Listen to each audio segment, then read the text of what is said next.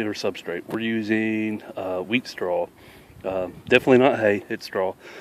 This is what it looks like when it comes out of a bale, and we're chopping it up finer pieces like this. And what I do is I just take 3 or 4 leaves of it, lay it out, and then run over it with a push mower, and that chops it up good enough to where the mushrooms will work on it better, and you actually get better yields by using the chopped straw than what you will with the straw straight out of the bale.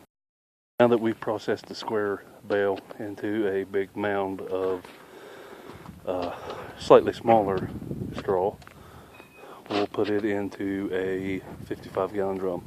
Should be food grade. This one's a little rough looking, but it's an oldie but a goodie. And most of this will fit in there, and then we'll bring you back at the next step. Alright, for pasteurization, we're going to use a hydrated lime. You want to make sure that the magnesium is low. See, this one shows minimum, which is 0.6%. It would be better if it had a maximum. You don't want that going, up into the teens or higher. But hydrated lime, as long as it's low in magnesium, should get you pasteurized, or get your straw pasteurized in this application. Rather than trying to fill a 55-gallon drum up with water that's already full of straw and properly mixed, we're taking the hydrated lime into a 5-gallon bucket, and we're going to figure out what it's going to take us to get to our desired pH. So we started off with just one really heaping scoop of a big serving spoon, and we're going to fill this bucket up, and we'll hit it with some litmus paper to see what pH it is, and then we'll go from there. If it's spot on with one scoop, we know that we're good to go. If we need to add a little bit more, we'll add a little bit more, and then keep a note of that for future batches. That way we can just make a batch with the same amount of lime and not have to worry about using up all of our pH test strips. See that that one heaping scoop of lime brought that straight to the top of the pH scale. It actually may be a little higher than it needs to be. I dropped it, but it looked like it was 13, 14 rather than 12. So we're going to cut back on the size of the scoops that we're using, and just continue on making up bucket after bucket after bucket of this and throwing it onto the straw.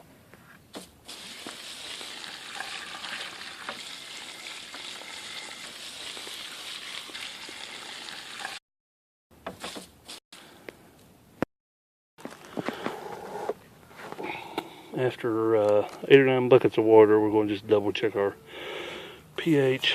You can see we're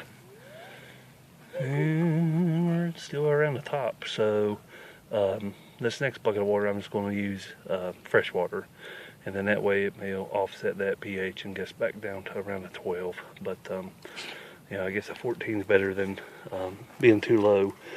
But that's where it's where we stand. It took, like I said, about 8 or 9 buckets to get us right here. You can see the water level there. Of course, this is floating a little bit, but I wanted to check that before we added any more liquid. All right, once you get your vessel filled up, you want to add some weight to keep the straw submerged below the liquid. So we got a piece of cap block, piece of a center block, and then we've got everything submerged. So what we'll do is we'll let this sit here for 24 to 48 hours, and then we'll be back to drain it and put it to use. Alright, it's been about 44 hours. This is what it looks like now, just to pour the water off and then let the straw drain.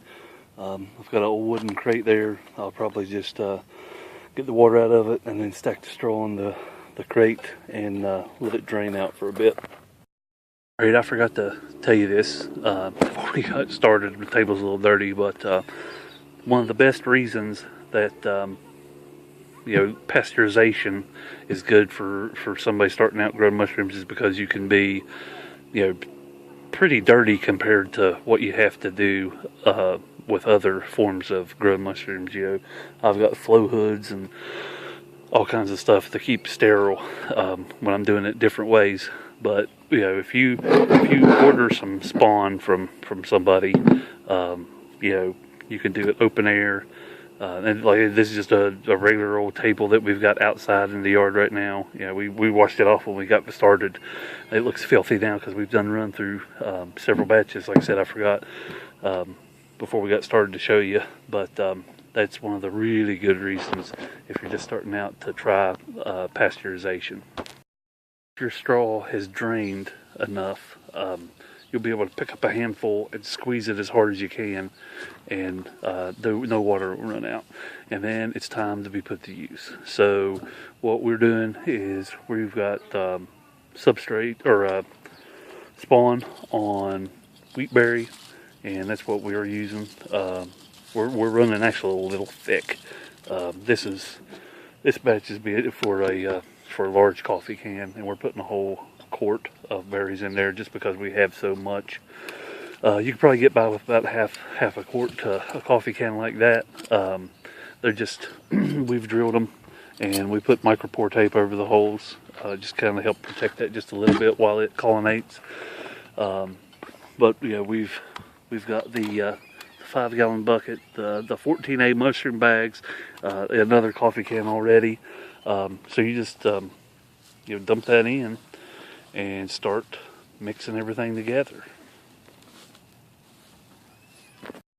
Now that all the spawn is mixed in with the straw, which is our substrate, really good, we'll start packing it good and tight into these coffee cans. You just want to try to scoop and make sure that you get the berries along with the straw. Don't loosely grab little clumps of it because your spawn will fall out. Just grab it good and then make sure that you pack it down good and tight. Press it down in there. That way you don't have any gaps. The gaps will slow down the growth of your mycelium because it'll have to jump across there rather than just grow from one piece of substrate to the next. Alright, we ran out of light, but so far out of that one bale of straw, we've got a bucket, 2 coffee cans, 3 acorn bags, and then they sell polytubing for this, but I'm using just regular food sealer vacuum bags that come in the roll, cut the length ones, and they'll do fine. But anyways, you've got to poke holes in these. We'll do that here in a bit, but just wanted to show you out of one bale how much we actually got. And like I said, there's still more of it over there that we'll have to take care of tomorrow. Alright, just going to do a little update. Here's one of the mushroom bags, and here's the food saver log that we made. They're fully colonized now. I did remember that I forgot to show the holes, but we just went through with a knife and jabbed holes, sporadically around them. They need the mushrooms need air, air exchange to be able to grow. So if you don't do that, you end up smothering. That's why we also do the holes in the coffee can with the tape over it. But just wanted to show what they look like once the spawn fully colonizes the substrate. See, there's no green or anything like that on there. That's always good because green is a contaminant. You want white.